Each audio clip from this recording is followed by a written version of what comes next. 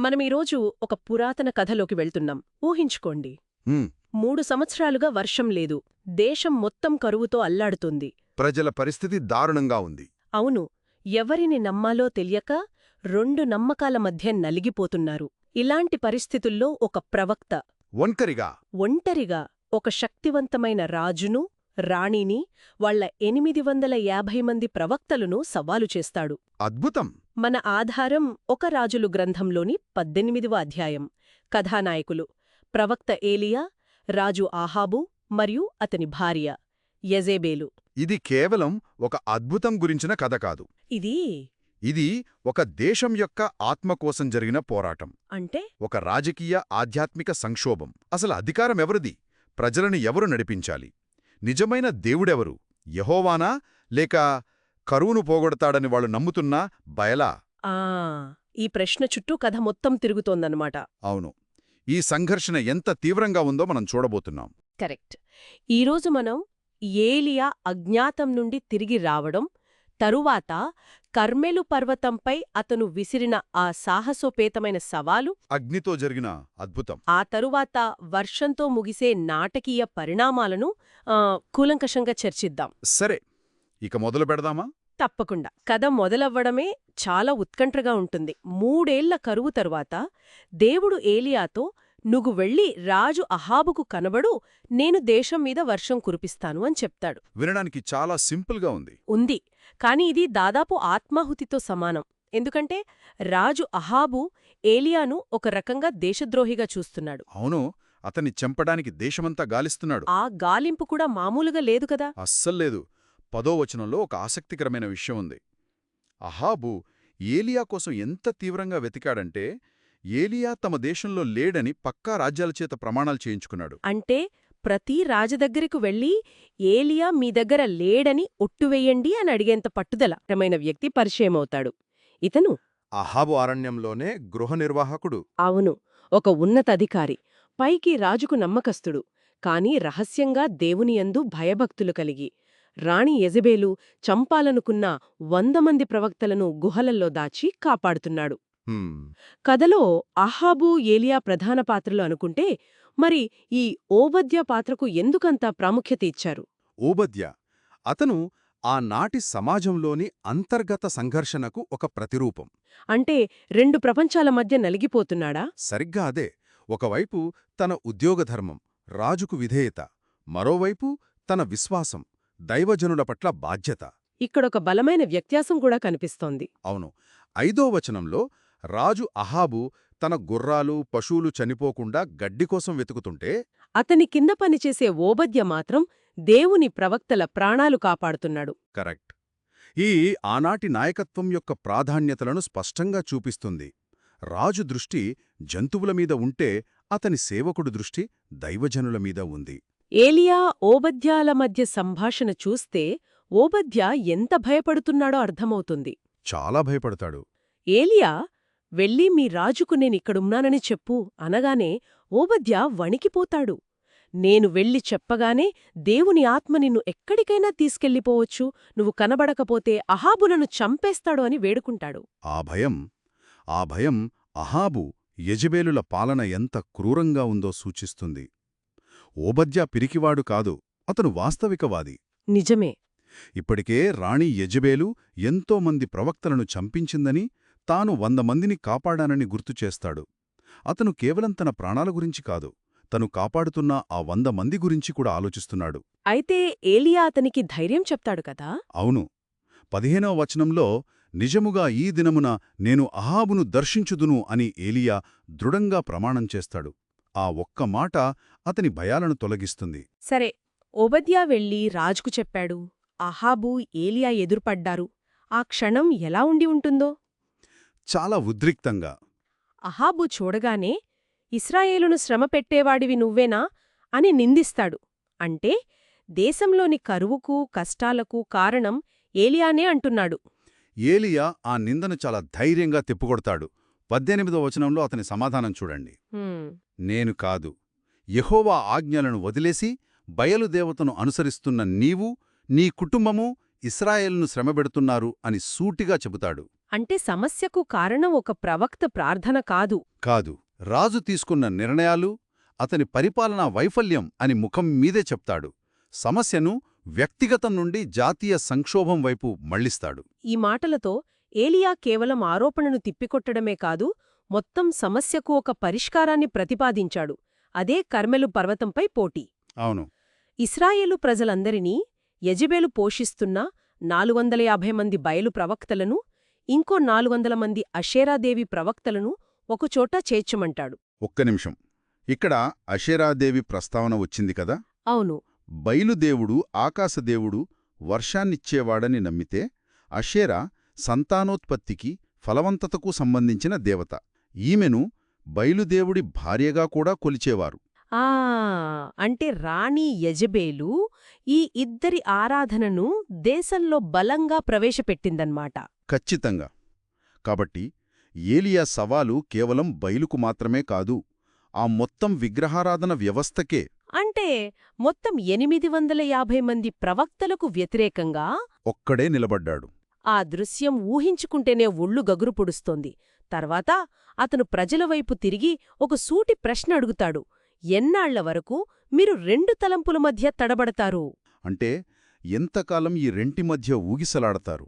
యెహోవాయే దేవుడైతే ఆయన్ననుసరించండి, బయలే దేవుడైతే వాడిననుసరించండి అని నిలదీస్తాడు. కాని ప్రజల నుండి ఒక్క మాట కూడా సమాధానం రాలేదు. ఎందుకంత నిశ్శబ్దం? అనిశ్శబ్దం చాలా విషయాలు చెబుతోంది. అది భయాన్ని, అనిశ్చితిని, ఆధ్యాత్మిక గందరగోళాన్ని సూచిస్తోంది. రాజుకు భయపడుతున్నారా? వాలో తెలియక నిజంగా తికమక పడుతున్నారా?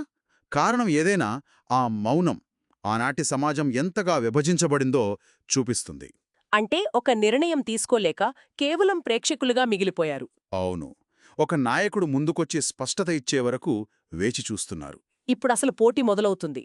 ఏలియా, మీరు చాలా మంది ఉన్నారు కాబట్టి మీరే మొదట ఎద్దును సిద్ధం చేసుకుని మీ దేవుడికి ప్రార్థించండి, కాని నిప్పు మాత్రం పెట్టొద్దు అని చెప్తాడు. తర్వాత ఏ దేవుడు అగ్ని ద్వారా సమాధానమిస్తాడో ఆయనే నిజమైన దేవుడు అని ప్రకటిస్తాడు.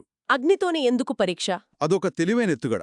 ఎందుకంటే బయలుదేవుణ్ణి ఉరుములు, మెరుపులు, అగ్నికి అధిపతిగా భావించేవారు. ఓ కాబట్టి ఏలియా వాళ్ల నమ్మకాల ప్రకారమే వారికి సవాలు విసిరాడు. మీ దేవుడు నిజంగా అగ్నిని నియంత్రించగలిగితే ఇప్పుడే నిరూపించమనండి అని వాళ్ల సొంత మైదానంలోనే వాళ్లను సవాలు చేశాడు. బయలు ప్రవక్తలు ఉదయం నుండి మధ్యాహ్నం వరకు బైలా, మా ప్రార్థన విను అని గట్టిగా అరుస్తూ ప్రార్థిస్తారు. కాని ఎలాంటి శబ్దం, ఎలాంటి స్పందన లేదు. ఇక వాళ్లు తాము కట్టిన బదిపీఠం చుట్టూ గంతులు వేయడం మొదలుపెడతారు. ఆ సమయంలో ఏలియా వారిని ఎగతాళి చేయడం మొదలుపెడతాడు. అవును. 27వ వచనం చదివితే ఆశ్చర్యంగా ఉంటుంది. చాలా వ్యంగ్యంగా, దాదాపు హాస్యంగా ఉంటుంది. ఏమంటాడు? ఇంకా గట్టిగా ఆరవండి. మీ దేవుడు ధ్యానంలో ఉన్నాడేమో, లేక పక్కకు వెళ్లాడేమో, ప్రయాణంలో ఉన్నాడేమో, లేదా నిద్రపోతున్నాడేమో, మీరు లేపాలి అంటూ అపహాస్యం చేస్తాడు. ఇది కేవలం ఎగతాళి మాత్రమే కాదేమో. కాదు, ఇదొక శక్తివంతమైన వాదన. ప్రార్థన వినడానికి అందుబాటులో లేని దేవుడు అసలు దేవుడే కాదని పరోక్షంగా చెబుతున్నాడు. వారి విగ్రహం ఎంత నిస్సహాయమైనదో ప్రజలందరి ముందు బయటపెడుతున్నాడు. ఈ ఎగతాళితో బయలు ప్రవక్తలు మరింత నిస్పృహకు లోనవుతారు. తమ ఆచారం ప్రకారం కత్తులతో, శస్త్రాలతో రక్తం కారే వరకు తమ దేహాలను కోసుకుంటారు. ఈ హింసాత్మక చర్య ద్వారా తమ దేవుణ్ణి మేల్కొలపవచ్చని వాళ్ల నమ్మకం. సాయంత్రం వరకు ప్రవచిస్తూ కేకలు వేస్తూనే ఉంటారు. కాని ఫలితమేంటి? 29వ వచనం స్పష్టంగా చెబుతుంది. మాటైనను, ప్రత్యుత్తరమిచ్చువాడైనను, లక్ష్యము చేసినవాడైనను లేకపోయెను. పూర్తి నిశ్శబ్దం. వారి గందరగోళానికి పూర్తి భిన్నంగా ఏలియా ప్రవర్తన ఉంటుంది కదూ? అవును. అతని పనులన్నీ చాలా ప్రశాంతంగా, పద్ధతిగా, ప్రతీకాత్మకంగా ఉంటాయి. అతను మొదట చేసిన పని ప్రజలను తన దగ్గరకు పిలవడం. ఆ తర్వాత పడిపోయిన యెహోవా బలిపీఠాన్ని బాగుచేస్తాడు. దీనికోసం 12 రాళ్లను తీసుకుంటాడు. ఆ 12 రాళ్లు ఇశ్రాయేలు 12 గోత్రాలకు ప్రతీక. అంటే అది కేవలం ఒక బలిపీఠాన్ని బాగుచేయడం కాదు. కాదు, విడిపోయిన రాజ్యాన్ని దేవుని కింద మళ్లీ ఏకం చేస్తున్నట్టుగా ఆ చర్య ఉంటుంది. అది ఒక రాజకీయ, ఆధ్యాత్మిక ప్రకటన. తరువాత ఏలియా ఎవరు ఊహించని పని చేస్తాడు. బలిపీఠం మీద ఉన్న కట్టెలపై, మాంసంపై నీళ్లు పోయమని చెబుతాడు. ఒకసారి కాదు, 2 సార్లు కాదు, 3 సార్లు. మొత్తం 12 తొట్ల నీళ్లు పోసిస్తారు. బలిపీఠం చుట్టూ ఉన్న కందకం కూడా నీటితో నిండిపోతోంది. అసలు ఎందుకిలా చేశాడు? అదే అతని ఉద్దేశం. జరగబోయేది ఏమాత్రం మానవ ప్రమేయంతో జరిగింది కాదని, ఇందులో ఎలాంటి మోసం లేదని 100% నిరూపించడానికి అతను ఈ పని చేశాడు. ఒక రకంగా ఇది విశ్వాసం యొక్క పరాకాష్ఠ. ఖచ్చితంగా. దేవుడా, నేను పరిస్థితిని మానవులకు అసాధ్యంగా మారుస్తున్నాను, ఇప్పుడిది పూర్తిగా నీ చేతుల్లో ఉంది అని ప్రకటించడం లాంటిది. తర్వాత ఏలియా ప్రార్థన చేస్తాడు. బయలు ప్రవక్తల గంటల తరబడి అరుపులతో పోలిస్తే ఇతని ప్రార్థన చాలా క్లుప్తంగా కేవలం 2 వచనాలలో ఉంటుంది. అవును, ఆ ప్రార్థన చాలా ప్రశాంతంగా, సూటిగా ఉంటుంది. ఆ ప్రార్థనలో 3 ముఖ్యమైన విషయాలున్నాయి. 1. దేవుని గుర్తింపు. ఇశ్రాయేలీలలో నీవు దేవుడవై ఉన్నావని అందరూ తెలుసుకోవాలి. 2. తన గుర్తింపు. నేను నీ సేవకుడనని తెలియాలి. 3. ప్రజల గురించి. వారి హృదయాలను నీవైపుకు తిప్పుకో అని అడుగుతాడు. ఇది తన గొప్పతనం కోసం కాదు, దేవుని మహిమ కోసం, ప్రజల మేలు కోసం చేసిన ప్రార్థన. వెంటనే అద్భుతం జరుగుతుంది. అవును, యెహోవాయే అగ్ని దిగి దహనబలి పశువును, కట్టెలను, రాళ్లను, బుగ్గిని దహించి కందకమందున్న నీళ్లను కూడా ఆరిపోచేసెను. ఒక్క క్షణం ఆగుదాం. అక్కడున్న ప్రజల స్థానంలో మనల్ని మనం ఊహించుకుందాం. అగ్ని కేవలం బలిని, కట్టెలను మాత్రమే కాదు, రాళ్లను, దుమ్మును, చివరికి కందకంలోని నీళ్లను కూడా ఆవిరిచేసేసింది. 3 సంవత్సరాల కరువు తర్వాత అలాంటి అద్భుతాన్ని కళ్లారా చూస్తే ఎలా ఉంటుంది? అది వాళ్ల ప్రపంచాన్ని తలక్రిందులు చేసే క్షణం. వాళ్ల సందేహాలన్నీ పటాపంచలయ్యాయి. ఇది చూసిన ప్రజలందరూ సాగిలపడి ముక్తకంఠంతో యెహోవాయే దేవుడు, యెహోవాయే దేవుడు అని కేకలు వేస్తారు. కొన్ని గంటల క్రితం భయంతో మౌనంగా ఉన్న అదే జనం ఇప్పుడు ధైర్యంగా తమ విశ్వాసాన్ని ప్రకటిస్తున్నారు. వారి మౌనం బద్దరైంది. వారి అనిశ్చితి తొలగిపోయింది. సరే, దేవుడు జవాబిచ్చాడు, ప్రజలు నమ్మారు. కథ ఇక్కడితో సంతోషంగా ముగిసినట్లేనా? కాని ఏలియా ఆ తర్వాత తీసుకున్న చర్య చాలా కఠినమైనది కదా? అవును, వివాదాస్పదమైనది కూడా. బయలు ప్రవక్తలందరినీ పట్టుకోమని ఆజ్ఞాపిస్తాడు. వారిని కీషోను వాగు దగ్గరకు తీసుకువెళ్లి అక్కడ వధిస్తాడు. ఈ రోజుల్లో ఇది చాలా క్రూరంగా అనిపిస్తుంది. ఆనాటి ప్రమాణాల ప్రకారం ఇది సమర్థనీయమేనా? ఇది అర్థం చేసుకోవడానికి చాలా కష్టమైన భాగం, నిజమే. ఆధునిక దృక్కోణం నుండి చూస్తే ఇది చాలా తీవ్రమైన చర్య. అయితే ఆ కథా సందర్భంలో దీన్ని అర్థం చేసుకోవాలి. ఎలా? 1. ఆనాటి ధర్మశాస్త్రం ప్రకారం ఇతర దేవతలను ఆరాధించమని ప్రేరేపించేవారికి మరణశిక్ష విధించేవారు. ఏలియా ఒక దైవిక తీర్పును అమలు చేస్తున్నాడు. 2. ఇది కేవలం మతపరమైన చర్య కాదు, రాజకీయ చర్య కూడా. బయలు ఆరాధన అనేది రాణి యెజెబెల్ యొక్క అధికారానికి మూలం. ఆ ప్రవక్తలు కేవలం మతగురువులు కాదు, వాళ్లు రాణికి విధేయులైన ప్రభుత్వ ఏజెంట్ల లాంటివారు. ఓ అలాగా. కాబట్టి ఆ ప్రవక్తలను తొలగించడం ద్వారా దేశం యొక్క ఆధ్యాత్మిక నైతిక ఆరోగ్యాన్ని పాడుచేస్తున్న ఒక క్యాన్సర్ కణితాన్ని తొలగించినట్లుగా ఆనాటి ప్రజలు భావించారు. ఈ తీవ్రమైన సంఘటన తర్వాత ఏలియా అహాబుతో వెళ్ళి భోజనం చెయ్యి, ఎందుకంటే నేను పెద్ద వర్షం శబ్దం వింటున్నాను అని చెప్తాడు. అధ్యాయం మొదట్లో దేవుడిచ్చిన వాగ్దానం ఇప్పుడు నెరవేరబోతోంది. ఇక్కడ అహాబ్ ప్రవర్తన ఆశ్చర్యంగా ఉంది. ఇన్ని అద్భుతాలు, ఇంత హింస చూసిన తర్వాత అతను భోజనం చేయడానికి ఎలా వెళ్ళగలిగాడు? ఇది వాళ్ళిద్దరి మధ్య ఉన్న తేడాను చూపిస్తోంది. అహాబు బహుశా జరిగిన దానితో దిగ్భ్రాంతి చెంది ఏం చేయాలో తెలియక భౌతిక అవసరాల వైపు మళ్ళాడు. కాని ఏలియా కర్మేలు పర్వత శిఖరానికి వెళ్లి నేలమీద మోకరించి మోకాళ్ల మధ్య ముఖముంచి తీవ్రంగా ప్రార్థిస్తాడు. ఒకరు తన ఆకలి తీర్చుకోవడానికి వెళితే మరొకరు దేశం యొక్క దాహం తీర్చడానికి ప్రార్థిస్తున్నారు. వారి ప్రాధాన్యతలు ఎంత భిన్నంగా ఉన్నాయో స్పష్టంగా కనిపిస్తోంది. ఖచ్చితంగా. ఆ తర్వాత తన దాసునితో సాగే సన్నివేశం ఒక సినిమా దృశ్యంలా ఉంటుంది. సముద్రం వైపు చూడమని 7 సార్లు పంపిస్తాడు. 6 సార్లు దాసుడు తిరిగి వచ్చి ఏమీ కనబడలేదు అని చెబుతాడు. 6 సార్లు ఏమీ లేదని సమాధానం వచ్చినా ఏలియా పట్టు వదలడు. 7వసారి దాసుడు మనిషి అరచేయ్యంత చిన్న మేఘం సముద్రం నుండి పైటి వస్తుంది అని చెబుతాడు. అంతే. ఏలియాకు ఆ చిన్న సంకేతం చాలు. ఆ పట్టుదల, ఆ నమ్మకం అద్భుతం. 7 సంఖ్య బైబిల్లో తరచుగా సంపూర్ణతను సూచిస్తుంది. ఏలియా ప్రార్థన పూర్తయిందని, దేవుడు కార్యం చేయబోతున్నాడని ఇది సూచిస్తుంది. ఆ చిన్న మేఘం ఒక పెద్ద మార్పుకు నాంది. మన జీవితంలో కూడా ఏమీ జరగనట్లు అనిపించినా పట్టుదలతో విశ్వసించడంలో ఇదొక గొప్ప పాఠం. ఆ చిన్న ఆశాకిరణమే గొప్ప వర్షానికి కారణమైంది. ఆ తరువాత ఆకాశం నల్లగా మారి గాలివానతో కుండపోత వర్షం కురుస్తుంది. 3 ఏళ్ల కరువు ముగుస్తుంది. అహావు తన రథం మీద యెజ్రెయేలు నగరానికి పరుగెడతాదు. ఇక కథ ముగింపైతే ఊహకు అందదు. దేవుని శక్తి ఏలియా మీదకు రాగా అతను తను నడుము బిగించుకొని రాజు రథం కంటే వేగంగా పరుగెత్తి నగరం గుమ్మం వద్దకు చేరుకుంటాడు. ఎంత అద్భుతమైన ముగింపు!